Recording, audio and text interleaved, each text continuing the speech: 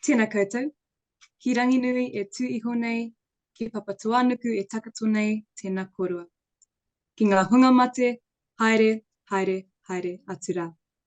Haere mai ki te hunga ora, tihei mauri ora. Kia koutou katoa, nau mai, haere mai, whakatau mai rā, nō reira, tēnā koutou, tēnā koutou, tēnā koutou katoa. And I'd like to invite Quick so that they can do the karakia. Mauri ora i te whare rorohiko, me karakia tātou. Ki roto, ki waho. Kia tau te Māori e kōkiri nei i ngā piki me ngā heke ko te rangi Māori e tāku rapu nei. Tuturo whiti whakamaua kia tīna, tīna, haumie, huie, tā iki e. Okay, kia ora. Hello everyone and happy Youth Week. And welcome to our Together We Have It All panel. My name is Aarti. I'm a former Generation Hope ambassador, and I am so excited to be your MC and panel facilitator for tonight. Okay, so tonight we have an incredible panel of speakers here to share with you their stories, personal experiences as rangatahi changemakers. You know, a lot of people say nowadays, it's not what you know, but it's who you know. And boy, am I glad that I know these young people because they're out here making incredible change in their communities, and just I am hopeful for the future because there are young people like this leading at the forefront. They're the leaders of today and the leaders of tomorrow, and I cannot wait for you to hear more about them and more about their journeys and how they've got to be where they are today.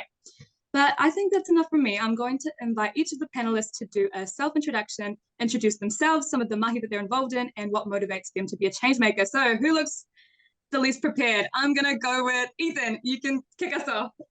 I'll take that. Tēnā koutou katoa ko Aotearoa Whakarongo Mai. Engari ko Oamaru te whenua tupu. Ko te whanganui e tara te kāinga. Ko Ethan o tēnā koutou katoa. Kia ora, my name's Ethan. I am 19 years old. I grew up down south in Oamaru in the Waitaki region. But currently moved back to Wellington here at the start of the year, studying full-time at Victoria University, studying psychology, and also do part-time mahi as a researcher at Parliament. What I do outside of all of that, I'm very privileged and lucky to have hopped on as the chair of the Social Change Collective, and with them we help build the bridge and the gap between rangatahi and some of the social and environmental issues that we see in the midst of all of us around. But yeah, really, really privileged and lucky to be here tonight and stoked to be alongside some of my heroes, some of my favorite people as well. So really excited to share the space and the kōrero with you all tonight. Beautiful. Thank you so much, Ethan, for that incredible introduction. Who do I want to pick on next? Can we go with Vera? Yeah, absolutely. Thank you. Kia ora, everyone. My name is Vera. I'm 24 years old and I was raised in Tamaki Makaurau, but I now get to live in Pōneke, which is a very, very big joy. I'm a first generation Congolese New Zealander, so I'm from Central Africa, and I came to Aotearoa in 2002 as an asylum seeker, then later reclassified as a refugee. Lots of the work that I get to do is based around children and youth advocacy, which I feel really blessed to have that be my mahi. I work at Save the Children as the youth engagement coordinator, 1 month in, and it's going very strong, but I'm really lucky that I've been able to sit on quite a few different boards and different panels where I get to, elevate the voices of young people and especially speak for ethnic young people in Aotearoa. So I get to sit on the New Zealand Refugee Advisory Panel, former chairperson of the New Zealand National Refugee Youth Council, currently sit on the Auckland Council Youth Advisory Panel as co-chair, and Inspiring Stories, Youth Advisory Ropu, too many things to count, and just finished up with UNICEF as one of the young ambassadors. So if there's ever a ropu where I can make my voice heard and try elevate the voices of other young people, I feel really, really privileged that I get to step into those spaces. And really awesome to be on the call tonight with some very, very lovely familiar faces. And I'm really excited to dig into some of the conversation that we're going to have. I'll pass it back to you, Aarti. Amazing. How crazy is Vera's resume right now? I bet that is stacked. I just want to note that to everyone watching, make sure to use those reactions, hype up our panelists, because I mean, they seem like really, really incredible human beings, which they are, but they're just people and they're a bit nervous. And so we do want to show that love and show that aroha. So make sure to use those reactions. And I'm going to pass it on to Quack. Tēnā koe, Ati. Kia ora mai koutou. I want to be the first one to swear, so fuck. My name is Quick. I use they, them pronouns. I'm a very proud descendant of a place called Takahiwai, which is about 30 minutes ki te tahatonga o Whangare. I am currently living down in Pōneke with my beautiful partner, moving to Kandala next week, which is really exciting. My partner did that. I'm Māori, if you couldn't tell. I also have whakapapa to Ireland, the Scottish Highlands, Wales, and I'm sure everywhere where they create beautiful people.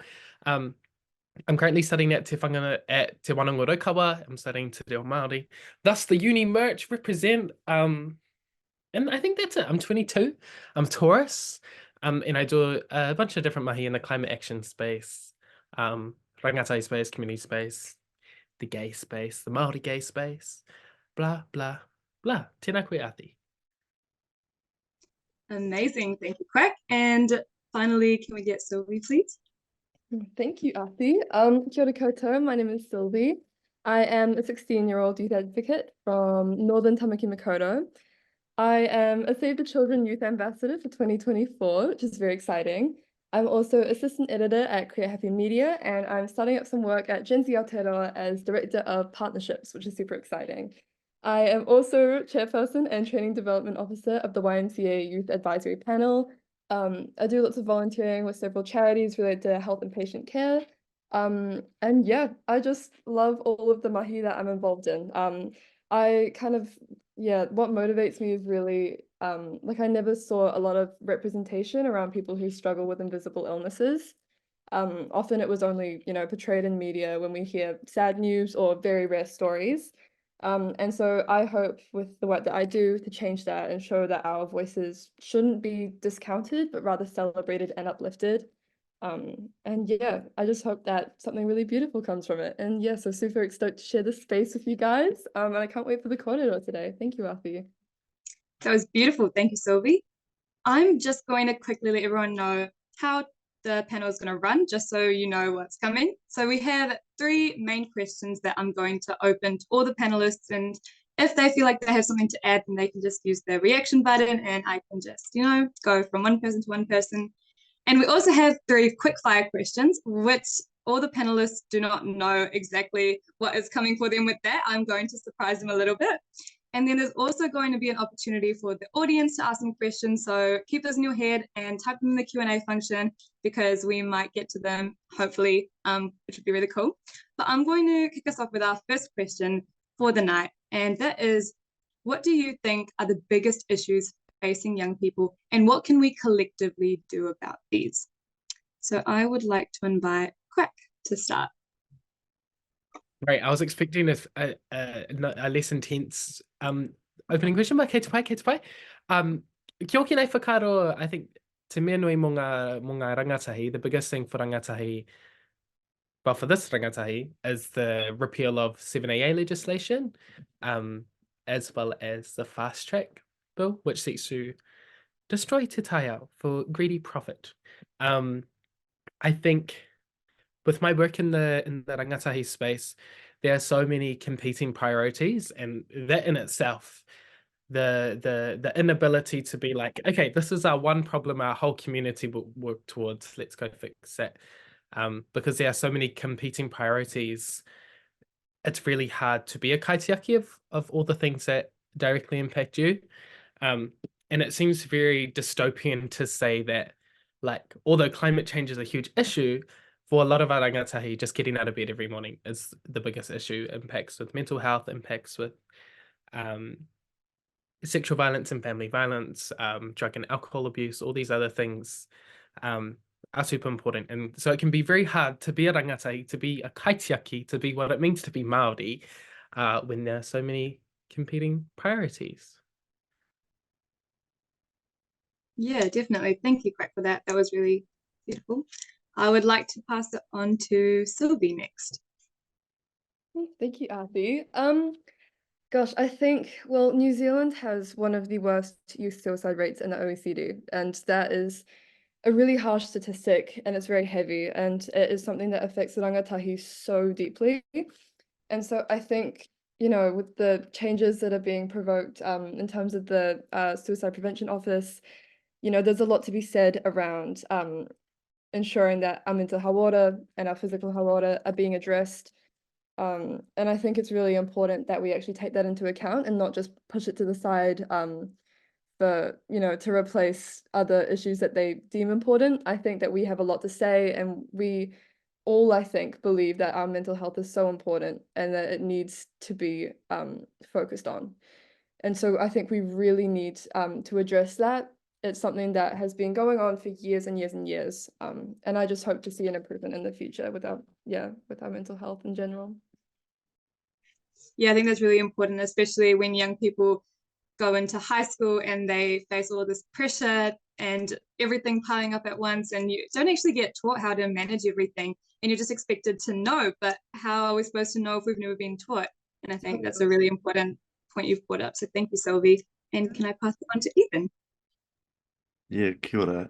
Just want to mihi what's been said and sort of, I guess, wrapping that up right now, despite, I guess, all of our efforts, the reality is we do have a government who is persistent in undermining the power of rangatahi. And so for me, I'm really proud of the fact that we continue to grow stronger. And we are fueled by that pushback, but we also need to be ensuring that we are taking a more of a holistic approach. Because I think what we've recognized is that all of the issues that we're talking about are interconnected. And so the work that we do in our own roto, in our own communities and organizations, we need to be making sure that we're sharing those resources between one another, and understanding that we do have that common knowledge and that common goal. And that is really to be ensuring, that we are continuing the fight. And that fight can have a win, and it can have many wins, so long as we do have that collective and more holistic approach. So I guess my message to young people is to continue fighting. Whilst there's a lot of doubt and disparities around, there's never been a time like now where your voice is more powerful and more needed. So the more people we have part of that journey, the better it is for all of us, and the stronger the fight is. Exactly what Ethan said. I love that. Thank you, Ethan. And finally, Vera. Really obvious about the time that we're in right now. I think one of the biggest issues that we have to face is a level of despair and hopelessness. Quack and Sylvia, I'm so glad that you brought up really specific policy things that are happening right now. But I think it creates this world where either people are deeply engaged because they know what's happening in the news is going to affect them and their communities, or it turns a bunch of young people completely disengaged because it feels like the problems are too big, or it feels like they don't have any pathway to enact actual change, or they feel like that they can't move forward in the space because the powers that be won't really provide space for them to grow and feel influential. So I think when we're combating hopelessness and powerlessness, those are the big issues to fight against. A word that I always say about advocacy is that it exists and it starts in the imagination. You can't fight for a world you can't see. You can't fight for a world that you don't believe will be there. And giving young people the gift to imagine something better for themselves is, I think, the critical tool in order to kind of to energize and reinvigorate the young people right now who may be sitting with that despair. And I find that, that type of apathy tends to be the killer of a lot of movement building. So it really stands to me to be one of the biggest issues. And just to talk with Ethan, it's, it prevents us from being on that journey together of engaging and to try to change the system that we're currently fighting against. Definitely, that's a really good point, Vera, because, we saw so many young people standing up for climate change, for a free Palestine, and then we have people telling us that young people should just go to school. They want youth voice, and they want youth to be engaged when it's convenient to them, and that defeats the entire purpose of youth engagement, because it's our future that we're fighting for, and don't we feel like we should have a say in it? And so I think that is really important points that all of you have brought up. That was quite a heavy first question to start with. I just want everyone to just take a big breath, okay, and we're going to move on to our quick fire question now. Okay, this is our first quick fire question. You have 30 seconds to answer. And feel free to give a justification or no justification, or just say the first thing that comes to your head. Don't overthink it too much. So my first question is, in light of recent events, what is your favorite woke food? And I'm gonna pass it over to Sylvie. Oh my gosh, thank you, Arthi. I actually love that so much. Well, I mean, this may offend some people who find that it is too woke, but I just had sushi for dinner. And that was really bomb. So yeah, my favorite work food by far. It honestly can never do any wrong. Yeah, favorite work food for sure. Yeah. Love it. Can we go, Ethan? In light of that, yes, also had sushi for lunch today, but no justification needed for that. I fully agree. Vera? Favorite work food by far, quinoa. Completely underrated. And Craig? I think the most woke food that exists for me is a coconut Macintosh. But by the way of the coalition government, the most woke thing to do is probably putting more Māori in prison and letting them die. Yep. Thank you for all those answers. Maybe we can get back into the questions now, but I have more quick fire questions, so got to keep you on your toes. Second question is, being a change maker can be tough, as we've seen. And so what do you do to look after yourself, especially when things may not feel like they're going so well or you're stuck in the battle? I would like to invite Quack to start us off. I was too busy thinking about my coconut Macintosh. Could you please repeat the question? Of course I can. This is actually the question that you told me to put in. So being a change maker can be tough. So what do you do to look after yourself, especially when things may not feel like they're going so well or when you're stuck in battle? Great question. Thank you so much. I think my favorite thing to do at the moment is play Minecraft, but I've been slacking. My friend Hariata has been doing the heavy lifting on our Minecraft realm. But I think to look after myself is a privilege that I don't often indulge in. I'd love to say that I go to bed at a reasonable time and I have a shower every day and I make my bed every day and on all the things. But I think the challenges that we're facing with don't often allow for things that may not be perceived to be luxuries, like being able to relax, being able to rest, being able to chill, being able to laugh. But I think if I had to answer your question, it would be relaxing, watching The Office, taku tino show, or watching, there's this show on YouTube called Big Batches, and make big batches of food. If you know, you know. If you don't, Moriora. Thank you, Quack. Love that. Watch The Office and play Minecraft. I should start doing that. Can we pass it on to Vera? Yeah, absolutely. When I think about the things that I do to kind of protect myself in the quote unquote change making space, it has to be remind myself that I'm a part of a community. I think right now, especially with social media, there's a wave of being a change maker or being a trailblazer being given as an individual title and feeling as though that you have to represent your entire community whenever you go into spaces or when you're asked to speak, you feel the weight of that on you. And I think one of the beautiful things to realize is that there's so many people who are fighting the same fight that you are. There are people in your community, people in your family, within your friend groups, who are all doing their different parts of advocacy. And remembering that they're there reminds you that you're a part of this really wide group. So all of that pressure doesn't have to exist just on your shoulders. And because of those things, you can always take a step back to relax. So for me, it kind of allows me to kind of like take the guilt away, I feel, when I need to, prevent burnout, or when I know that I need to take a step back because I'm doing way too much, because I know that there are people all around me who are going to keep continually fighting, who are going to keep doing the mahi, and that when I need to step back in, I can always step back in. So I think having that level of kindness to myself, remembering all of the people before me who are fighting, all the people right now who are still fighting, that always really helps me. And I also really love a good peppermint tea. End of the night peppermint tea, solid, absolutely sorted. I love it. Thanks, Vera.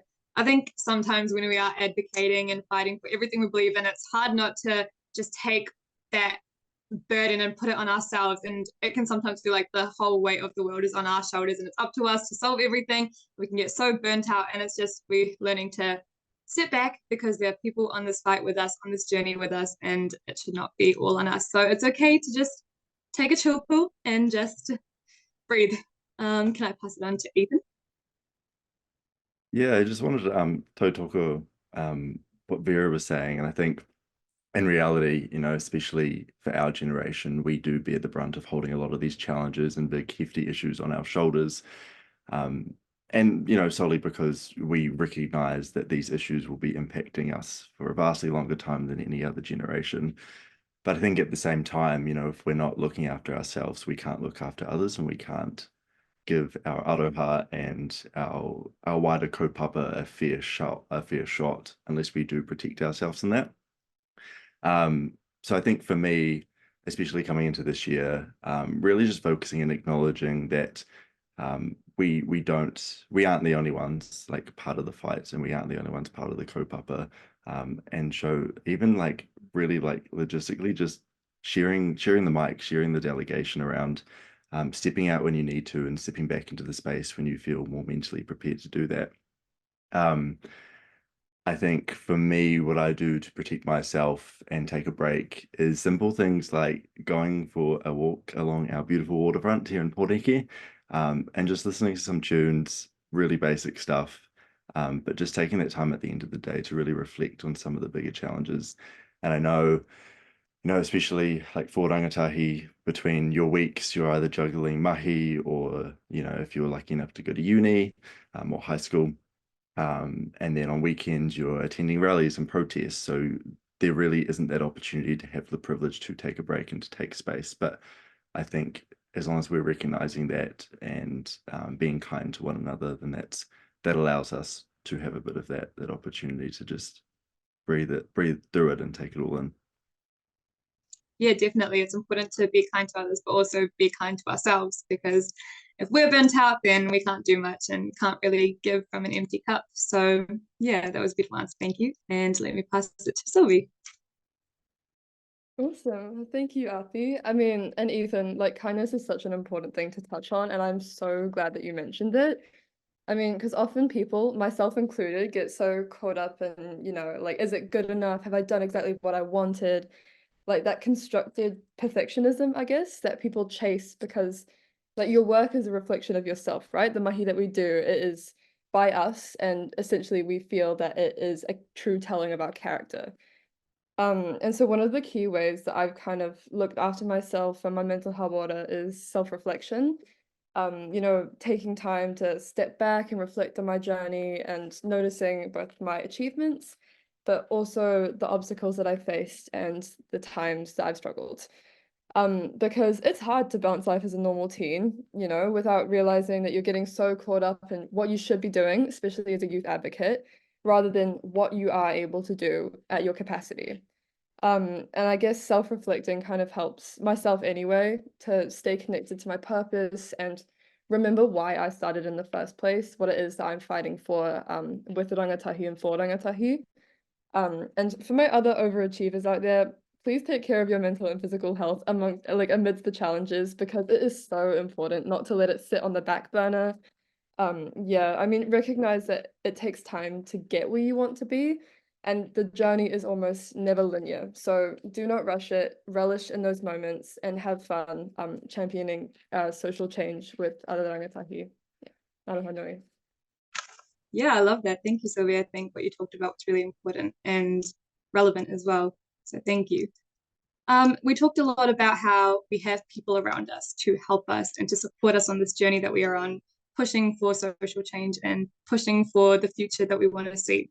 So what does community mean to you in times like these? You know, when we're fighting hard for different causes, what does community mean to you? And can I start with Vera? Yeah, for me, community is everything. It is the only reason I do what I do. I do it for the people. And I can't even sit and act as if like I do it for myself. Like, if anything, the younger version of myself, who was just discovering what it meant to be in this country as a refugee, as a young tot, and going on that journey, doing it for her. But community, it's everything. I know that I feel really lucky that I have friends and I have whānau who kind of support the journeys that I'm on. But for me, when you're doing this type of work, it has to come out of a deep level of aroha and compassion. It has to be that heart work. It has to be a love work, or else it's going to be the type of work that will completely burn you out. There's a stat that floats around that activists tend to die really early, like in their 60s and in their 50s, because this is the type of work that will really empty you out. And I think looking at your motivators is a really core thing that you have to do if you decide to be on this journey. And when you're having that, really positive force behind you, you're doing it for the betterment of your community, the betterment of the younger self, the betterment for the younger generation, and you're allowing that positivity to be the one that kind of guides you forward in your journey, then you know that you're on a journey that is one that is a lot more sustainable. So for me, nothing exists without my community, for sure. And even the ways that my community show up may be completely different from the way that I show up. I know that I do it for them 100%. Definitely. And follow-up question for you, Vera. When you're continuing to grow and get more followers and just, like, how do you hold on to those core values and how do you keep your community in mind and not forget them and lose sight of who you're actually advocating for? I'll tell you right now, friends will humble you and they're needed. It's so important to have people in your circle who will be able to bring you down to earth and say, hey, one keynote speech does not make you, high top. So for me, it's about making sure that I have people in my circle who are always really ready to hold the mirror up to who I am. And I also know, because I've been kind of in a space where I'm always confronted with my identity and who I am and being put in spaces where I'm the only one. So I'm always thinking about, how I exist with other people, that I feel that I'm always kind of reflecting on where I am and the position that I'm taking up. So for me, other people who are kind enough to be brutally honest and tell you when you need to pull your head in and remember, put your feet on the ground, because that's where we are. That's what you're fighting for, the soil. And then kind of being honest with yourself, going, if you're getting perks, that's lovely. If you're getting to go to places, that's great. But why are we here? Who are we fighting for? Because this is just us, but we know the amount of people that have fought, have died, who have really shed blood, sweat, and tears to get you to this position. If you're not doing anything for them, why are you even in the room? Definitely. That was really beautiful. Thanks, Vera. What I took away from that, find friends that humble you. Because I bet a lot of you guys would have people constantly telling you, oh, you're amazing, like you're doing great, so good, like, woo, go you guys. But the people that actually challenge your thinking or help you see the mental blind spots that you may not be able to see yourself is also really, really important. We need people like that. And sometimes we take it as like criticism or, oh, why are they hating on me? But no, they're actually like helping me grow as a person. So I think that's really important. Sylvie, what does community mean to you in a time of change making? Gosh, I mean, community is the heart of change making, and like it provides that kind of support system that sustains our efforts all throughout this process. And my community, I mean, in particular, it keeps me grounded and it keeps me calm, and it enables me to think. They help and love and support me in all ways. And I think finding your community as a change maker is so important. Not only just to, unify our voices, but I think also amplifying our impact and like demonstrating the diverse perspectives that we all have. I think that's so important. And yeah, it's through community that we find like our strength, our passion, our drive, and are able to create this meaningful change. And I just think community is the center of all change making, really. Definitely, community is the heart of change making and quite literally who we're trying to create the change for. Quack, what about you? What does community mean to you? Well, before I answer that, I just needed to share with everyone that, Sylvie, I think your background, and this isn't a read, I'm just trying to see where I saw the colors before. They're reminding me of the road code diagrams, your background. And I went and Googled a photo, and this is completely off topic. But like this thing Oh my God. from the road code, that's what it reminds me of. Anyways. You're so right. I love it. Oh my gosh, you're so right. I've Anyways. never seen it that way before and I can't unsee it. Oh my gosh. I'm so sorry. Community hapuri, I think for me, my immediate community is my whānau and my hapu and my iwi, and then the other groups that I identify with or sit within. And I think as a part of my journey to reclaim my culture, initially when I thought community, it was me and my homies. It was me and the people that sat outside of my whakapapa, because that was what I had the most access to. That is what was most abundant. And the more I learn about Māori perspectives or Indigenous perspectives on like collectives or groups of people, the more I've come to understand that by being deeply connected and understanding in your culture and where you come from, whether you're Māori or from Ireland or from Wales or from England, the deeper you are connected to your culture and your whakapapa, the stronger you are as a guardian, as a person, the stronger your well-being is, the stronger your sense of self, of sense of standing, as but I think my community is very Māori, very queer, very taka. I think for me, without my community, I wouldn't have, I don't know. I'm trying to be like inspirational and be like, I wouldn't be anything without my community. But I feel like the things around me, yeah, see, I don't know. Now I'm just rambling. I'm not sure. My community are everything to me. But I feel that it can be really hard to connect with your whakapapa or your, I suppose, your OG community when you are queer or when you are cheeky or when you're, doing all these different things or come from different backgrounds. I'm gonna leave you with that ramble, and I don't feel like clarifying because I don't know what I would say differently. It is okay, and I love it, and I love your answer back, and you're awesome. And I don't think that you need to even try to be inspiring because you already are, just because you exist and you're on this panel because you're one of the most incredible and inspiring young people. So yeah, Ethan. Yeah, I think for me, I see community as your reason why. And if you aren't doing it for you and your community, then who are you doing it for? And I think like that's a saying, and very much, success isn't of your own, but it is of your village, is what keeps me grounded. Community for me has given me my values and what has given me, my grassroots groundings. And like Vera said, like they are the people that keep you humbled and the people that keep you grounded. And if you ever are in a position where you don't see yourself, delivering the kaupapa or the actions for your community, then I think that's a reminder for you to check yourself and really remind yourself why you're there.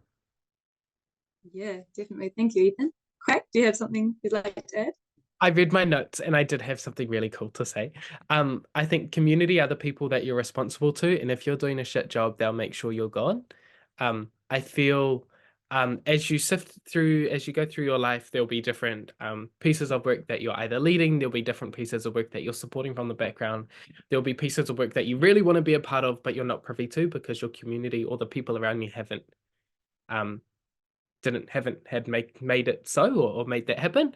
And I think there are two things to consider, that I reckon everything happens for a reason, but also not everything is a lesson and not everything is some weird sign from Te Taiao, from the environment. And so I think if you're wanting to seek mahi or do different mahi within your community, go seek it. If you're finding roadblocks, ata haere, slow down or stop and reflect. That's what I wanted to say. Mariora. Thank you. That was beautiful. Are we ready for another quick fire round? Okay, beautiful. Now, this one is a fun one, and I came up with it 10 minutes before we were supposed to start the panel. So what is one thing that you believe bosses and employers and all those people higher up should know about Gen Z? I'm going to start with Ethan. Don't muck us around. I think in reality, we know when we're being played and when we're given the wrong hand. So we'll always call that out and we'll hold decision makers and our bosses, employees, whoever to account. So yeah, don't muck us around. Don't muck us around. Yes, I love it. Can we go to Craig? Oh, you can come back to me. I'm still thinking. Okay, I'm going to come back to them. Can I go to Vera? See, I'm trying to find a nice way to do this because my boss is on the call. But something that I would say about Gen Z is definitely that like we value our time, we value flexibility, we value the perks. So like I think that there's something about making sure that for us coming into the workforce, we value our lifestyles and making sure that we're able to kind of accomplish all of the things. Work is probably not going to be all of our identities. So, you know, make room for the fact that we're going to probably do a leave early, a work from home, and try to make work to facilitate our lifestyles, not make our lifestyles facilitate work. I love it.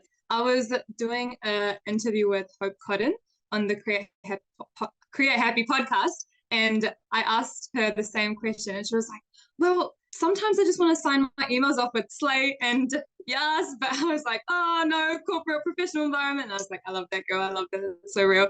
Can I pass it to Sylvie? I think don't underestimate us. I mean, like I feel like just because we're young, people see us as therefore lacking in experience and lacking in skill and lacking in dedication and whatnot. And I just think that because we're young, that doesn't necessarily mean that we can't do it. And in fact, we can do a lot more than people may think and are actually very good at the mahi that we commit ourselves to. So yeah, I think don't discount us or discredit us just because we look, you know, a lot younger than you maybe.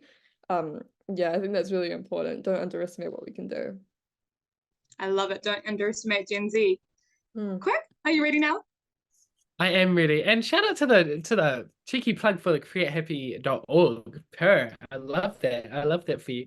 I wish I had podcasts. Can someone give me a podcast? I feel like I've got some things to say. Anyways, I digress. Yeah. I think it would be super important for employees and bosses to know that you know when you're like really hungry and you've got like your bank account is giving 79 cents and you can't like do a cheeky order Uber Eats and then say that your food was missing so that you can get a refund, like you've exhausted all your options, and you're really desperate and you're really hungry and you want a mean kai. I feel like that's what rangatahi are constantly experiencing, constant despair, desperation, hunger for change, hunger for better. Because the options being presented to us on the table are your planet's going to die. We're not going to give you any money. You'll never own a house. Again, your planet's going to die. And so, like, there's very little I think we wouldn't do in order to at least be happy whilst we're sitting here waiting for the world around us to crumble. And if that's, I don't know, if that's getting tattoos when you're young, go do it. If it's going clubbing, if it's getting a fake ID so that you can, I don't know. I don't endorse any of that. But yeah, we're desperate. And if we want to leave early, we will. If we want to sign our emails off with Slay or Pukana, we will. Oh, and also ice break questions don't always work. And I hate sticky notes when I'm in a work meeting. And I also hate us going around in a circle telling everyone about how our weekend was. If I'm at work, I'm at work. If I wanted to be your friend, you would have been involved in my weekend. So don't even try go there with me. Tihei Moriora. Woo, I love it. I thought that was going to be all about Uber Eats when you first started, but I was really pleasantly surprised where that led to. So thank you, Craig, for that. And I am at our final question from what I have, but then we also have time for audience questions. So keep those coming through. So that question is, how can young people stay engaged with civics, especially during tough times? And why is this so important? And I would like to start with Sylvie. Oh my gosh. Wow. I think getting involved in politics and civics when you're young is so important. And I think, you know, there's not a lot of opportunity for it. You know, I've never had civics education at school, and I really wish I did so that when I turn 18, I know how to vote and I know what to do and I know, you know, what it is that I need to do as an adult. And we're not really prepared for that. We're kind of thrown into the deep end by the time you become that age. And so I think it's really important that, you know, you seek resources, you seek information, things like the Hive, things like Make It 16, stay informed, and look out for information, look at ways to learn more, to stay engaged. And yeah, I think it's so important that people keep up with current politics and current advancements in New Zealand, just so that we can, I suppose, integrate it into the work that we do, right? Because we need to know how Aotearoa is going. We need to know what we are fighting for, what it is that is so important to rangatahi today. And yeah, I think it's important just to, you know, we have social media for a reason, right? So use it, amplify it, use it for your voice, use it to amplify the voices of other youth activists. And yeah, go researching, seek out answers. Yeah. I love that. This is a fun little side story, but last year, Sylvia and I were in Auckland at PwC, sponsored by Girl Boss NZ, and we were at this building and we were doing this thing called the We the Woman Hack Fest, and it was 2 days of working to solve UN Sustainable Development Goals, and our one was gender equality, and we came up with this idea where it was like a politics newsletter with all the current events, but it was in like digestible size content, and it was fun and engaging. And we ended up winning the entire thing, which was so cool, and got all those really cool prizes. So that made a really good LinkedIn post, to tell you that. But yeah, can I pass to Vera? Yes, you may, because civics is one of my favorite things in the world, and it annoys almost everyone around me, and I don't care. So in my heart, I really wish I could like hold the spirit of like an abolitionist and be like, destroy all of the systems. But then another part of me is like very concerned about the people who are currently engaged in systems. So I'm always like in prisons. And then I think about like people who are currently engaged in our justice settings and going, okay, what happens to them in the meantime while we're in that process?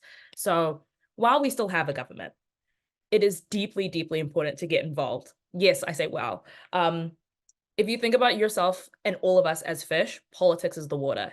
It affects every single aspect of what we do, how we live our lives. Your job, you going to school, you having access to public transport, just the roads that you drive on / walk on / scooter on, all of it.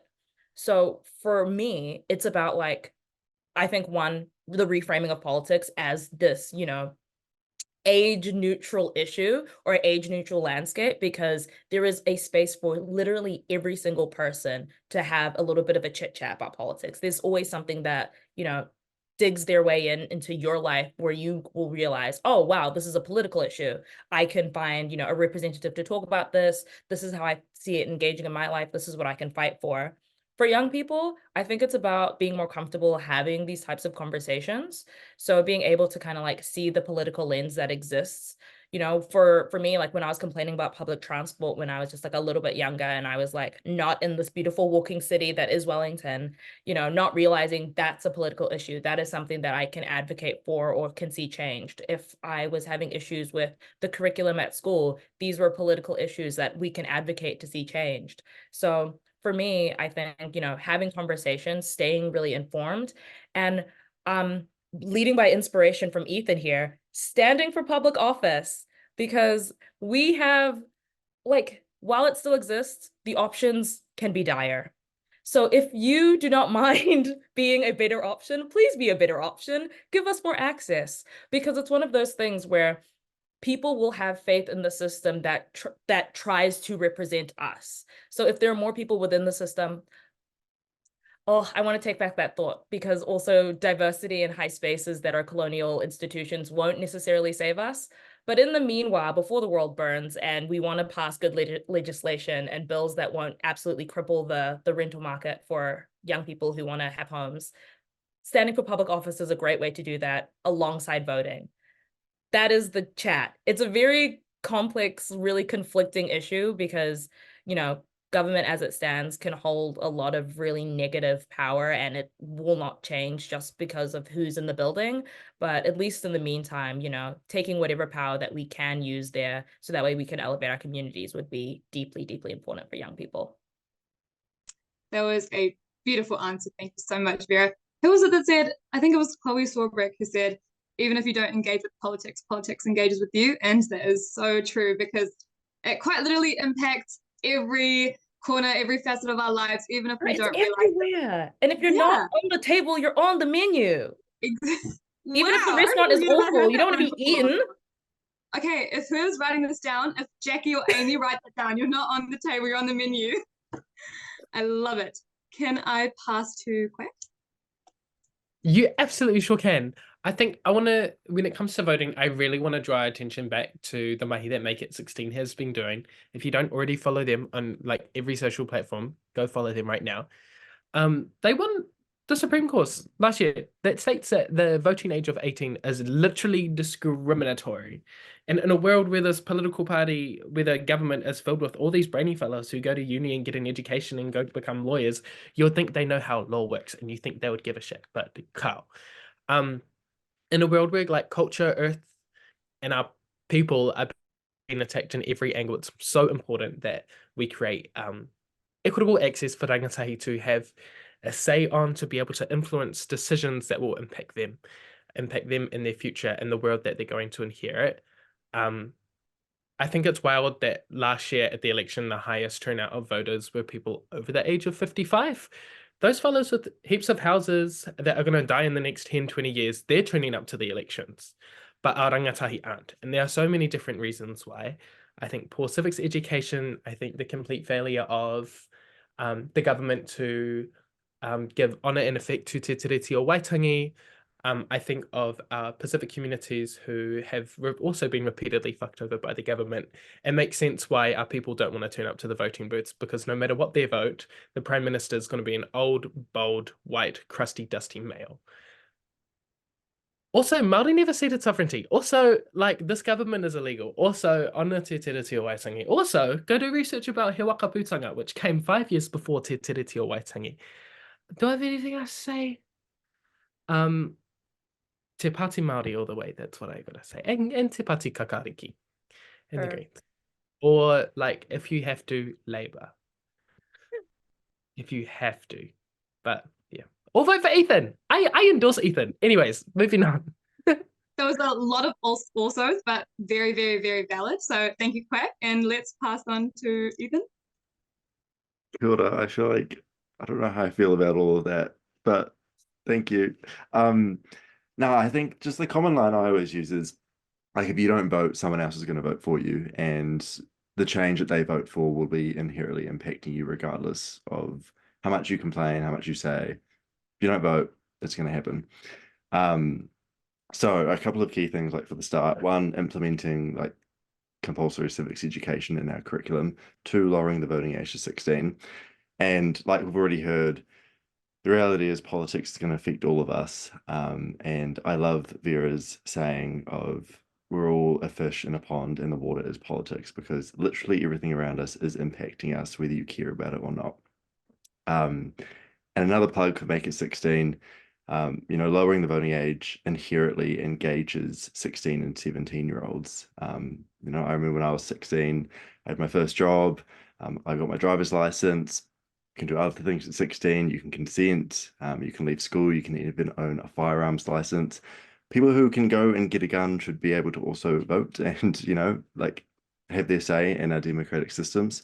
And we also pay income tax. And I think in 2022 alone, 16 and 17-year-olds paid $92 million in income tax, but obviously didn't have a say on where that money was best spent. So I think that highlights the need for change and the need to refocus and reform our democratic systems, but also highlighting the fact that it's not always about central government. And whilst they have the overarching effects and flow-on effects of Aotearoa, we need to look at how we effectively create change on a local government level, and that representatives for our local councils and regional councils inherently also hold the power around that decision-making table as well. So we need to be engaging with them just as equally. That was really beautiful. Thanks, Ethan. Compulsory civics education is really important, but I do just want to say, like, a lot of times at my school, they have tried to teach us about MMP and all that good stuff. So boring. Like, have you ever heard like 70-year-old history teachers and everything just yap at you about the entire political system, and you're just sitting there and going, oh my goodness. And me, like, I'm a Wellington City Youth Councillor. I should be politically engaged. I find it so bloody boring. Then just imagine how the less engaged people would feel. And I just like, oh, something needs to be done about that. And that's why getting young people to actually have these conversations and be engaged and get involved is so important. Sylvie, would you like to add? There we go. Yeah, I want to add on to that. I mean, like, even if they were to implement compulsory civics education, which should be a thing, and I think that is so important to prep young people for their future, it needs to be done in an engaging way, because let's face it, no one's gonna learn. I mean, it's the same in school as well. No one wants to learn when someone's just talking at you and not trying to work with you and create interactive lessons. And I think that politics is seen as this scary and daunting thing, right? Because it's so complex and there's a lot of jargon that people don't understand. And I think approaching it in a way that's suitable for us and that's accessible for all of us is really important, rather than just throwing things right at us and saying, yep, this is your civics education done. Like, I think that we need to have something that caters to our young people and recognizes all of us equally. I think that's so important, and who better to create engaging content for rangatahi than rangatahi? Like, we are the ones that can design for people like us, young people who feel so bored or want to turn off the news every time it's turned on because it's always depressing and boring, and just David Seymour talking about woke foods on the news, and it's like come on, like, let's make it interesting.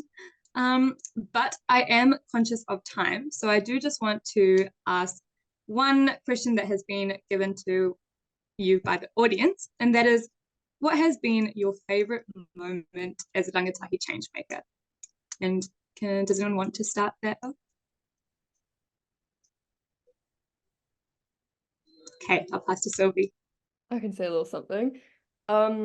It's not a moment, but it's like the moments that make it up, you know? And I have made so many friends, including the people on this panel, just from being a change maker. And that, it honestly just fills me with such joy. And I think that all of these people, they spread such love and such kindness out into the world. And I am so privileged and proud to call them my friends. And those moments I always look back on, and I think, yeah, I'm really happy to have done this. Happy to have, yapped my way into creating social change and met some incredible people along the way. And so yeah, I think it's kind of the moments that build sorry, I just saw Holly in the chat. I think it's the moments that really build us and who we are and keep us grounded. So it's the friends that I've made for sure. Yeah. That was really beautiful. Who would like to go next? I'll pass to Quack. I was pointing at Vera, but okay, I can absolutely go next. My favorite moment as a change maker was, I think anytime I go to the markets, I run into people who have seen like my mahi online, or saw me jumping in front of a ship, or saw me waving a flag at some bloody office.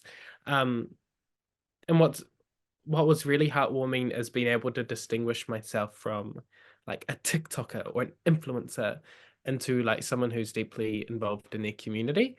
And I think I look at some of these influencers who might get recognized at like concerts or like walking up and down Newmarket or Britomart up in Tamaki Makaurau, but I feel like there's a big difference between being known within your community versus being known by your community, or like whatever you define community to be. But also my second favorite moment was being able to jump in front of a deep sea mining research vessel ship, waving my people's flag, and then coming home to realize that two of the co-creators of the flag are related to me, my whanaunga, and it just was all full circle. I'm going to pass it now to Vera. Thank you so much, Vera. I'm so excited to hear what you have to say. Thank you. Oh goodness, so many thoughts are running through my mind. For me, as someone who kind of is involved in change making, I'm always really tough on myself because I don't typically hold a front-facing position. I do love being in the back rooms, having those high-level conversations, but I've never really felt like there was enough of a community who are involved in advocacy that kind of represents all of the things that I bring to the table to be a front-facing person. So I'm always kind of like mean to myself about it. But last year I was able to go to COP with UNICEF in Dubai. And that was kind of like the first big moment that I realized, like, all of those moments that I was spending like in those quiet back rooms, representing my community, having those really difficult conversations where I was just like quietly doing my thing, making change, was coming to a very big point, and that work was not any less. That work was not diminished by the fact that it wasn't super loud, that it was still super impactful.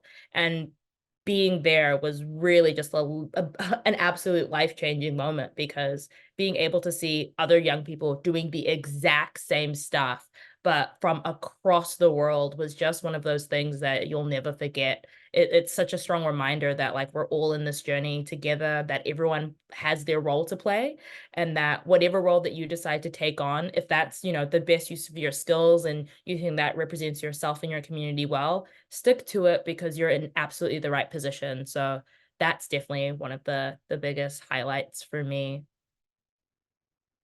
Beautiful. And Ethan?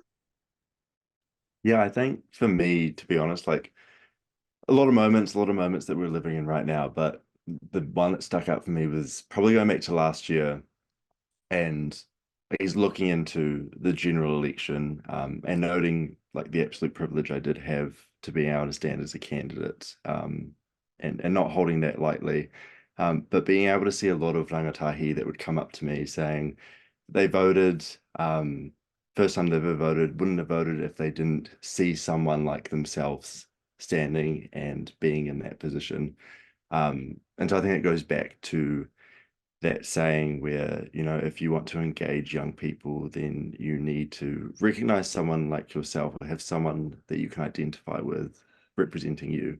And I think that's one of the most powerful things that we can hold on to, is making sure that, you know, not only are we voting, but we're holding a space that is more diverse, representative, and honouring everything and all of our obligations that we have in Aotearoa to ensure that we are a truly representative country.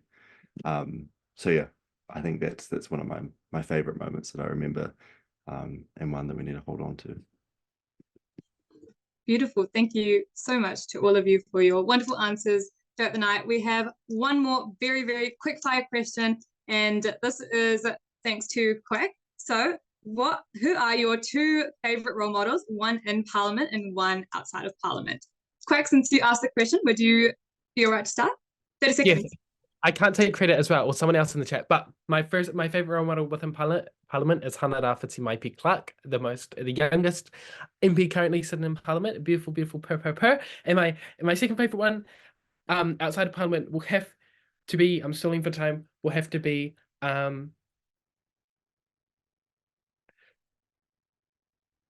I want to say God, but I'm not religious.